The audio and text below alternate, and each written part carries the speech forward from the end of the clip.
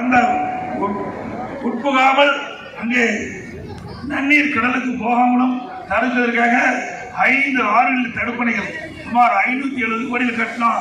அந்த 2 தடுப்பணை இந்த வேளாண் துறையில கட்டி கொடுத்தோம். அதே போல இந்த மாவட்டத்தில் பிரம்மாண்டமான அரசு மருத்துவமனை நீ கட்டி கொடுத்த அரசு மருத்துவமனை நல்ல அற்புதமா கட்டி கொடுத்தோம். அங்க டாக்டரும் இல்ல, நர்ஸும் இல்ல. எப்படி வைத்தியம் பண்றது? மீண்டும் அதிமுக ஆட்சி வந்த பிறகு எங்கே நாகப்பட்டினம் மாவட்டத்தில் கட்டப்பட்ட அரசு மருத்துவமனை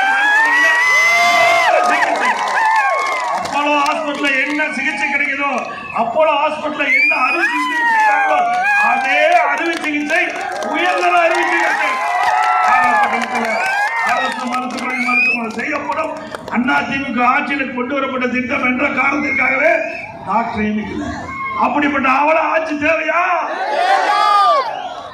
கஜா புயல் பாதிக்கின்ற மக்களுக்கு உதவி. அதே போல ஆறுகாட்டுத்துறைக்கு வெள்ளப்பள்ளம் மீன்பிடி துறையில் 120 கோடியில் 12 கோடியில் செங்கோடியில் அரசு தொழிற்பயிற்சியும் துப்புரவு பணியாளருக்கு அடுக்குமாடி குடியிருப்பு வழங்கப்பட்டது.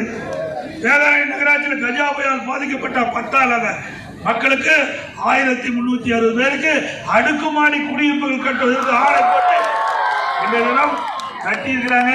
அதை இன்னும் முழுமை பெறல, சம்பந்தப்பட்டவர்களுக்கு ஒப்படைக்கல. தலைநா இல்ல 1500 நபர்களுக்கு தனிநபர் வீடு 300 வீடு முடிச்சிருக்கு. உண்டான பணத்தையும் கொடுக்கல. அதிமுக ஆட்சி வந்த பிறகு அதையும் நிறைவேற்றி தரப்படும். டெல்டா மாவட்டங்களை பாதுகாக்கப்பட்ட வேளாண் மண்டலமாக கொண்டது அதிமுக ஆட்சி. திரு ஸ்டாலின் அவர்கள் திமுக ஆட்சி இருக்கின்ற போது துணை முதலமைச்சர் தொழில்துறை அமைச்சராக இருந்தார். அப்போ ஈத்தேன் கொண்டுவதற்கு புரிந்துணர்வு ஒப்பந்தம் போட்டார். விவசாயிகளுடைய பூமியெல்லாம் அவதிக்கு பார்த்தார். இதே அனைத்து இந்திய அண்ணா திராவிட முன்னேற்ற கழக ஆட்சி இருக்கின்ற பொழுது ஈத்தேன் வருவதற்கு திட்டம் போட்டாங்க. அதையெல்லாம் தடுத்து நிறுத்தி சட்ட பாதுகாப்பு கொடுத்து பாதுகாக்கப்பட்ட வேளாண் மண்டலமாக உங்களுக்கு கொடுத்திருக்கிறோம். டெல்டா மாவட்டத்தில் குடிமராமத்து திட்டத்தின் மூலமாக ஏரிக்குள் அனைத்து தூர்வாரி இருக்கிறோம். விவசாயிகளுக்கு 100% பயிர் காப்பீட்டு திட்டம் கொடுத்தோம். எப்ப இயற்கை பேரிடரோ அப்பெல்லாம் பயிர் சேதமாகி கணக்கிட்டு 100% இழப்பீட்டு தொகை கொடுத்த ஒரே அரசாங்கம் அதிமுக. விவசாயத்துக்கு பார்த்தீங்கன்னா 2 ஏக்கருக்கு மேல கொடுக்க மாட்டாங்க இழப்பீடு. ஆனா விவசாயிகள் எத்தனை ஏக்கர் இடம் வச்சிருந்தாலும் பாதிக்கப்பட்ட அத்தனை ஏக்கர் நிலத்திற்கும் அந்த சேத மதிப்பீடை கணக்கிட்டு 100% பயிர் காப்பீட்டு திட்டத்தில் இழப்பீட்டு தொகை கொடுத்த ஒரே அரசாங்கம் அதிமுக அரசாங்கம்.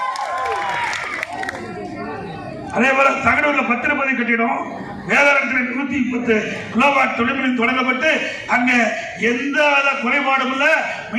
மின் அழுத்தம் எதையும் குறையாம, வோல்டேஜ் குறையாம நம்ம பார்த்துக்கிட்டோம். அதிமுக ஆட்சியில் வேதாரண்யம் ஏரியை தூர்வாரி தடுப்பு சுவர் அமைத்து அழகுபடுத்தி வேதாரண்யம் அரசு மருத்துவமனை மாவட்ட தலைமை மருத்துவமனையை உயர்த்தி கொடுத்துருவோம்.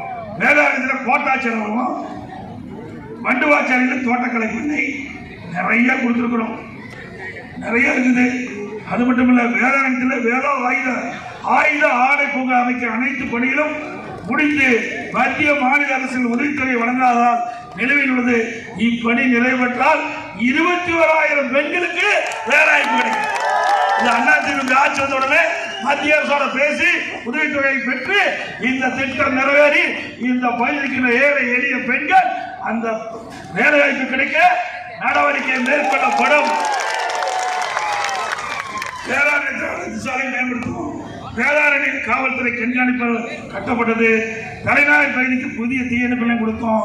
வேதாரண்யத்தில் புதிய பேருந்து நிலையம் தொடங்க ஆணையிட்டது.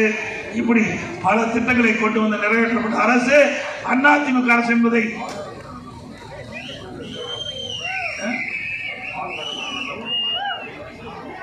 ஆற்காடு வெள்ளப்பள்ளம் மீன்பிடி துறைமுகமா சொல்றாங்க.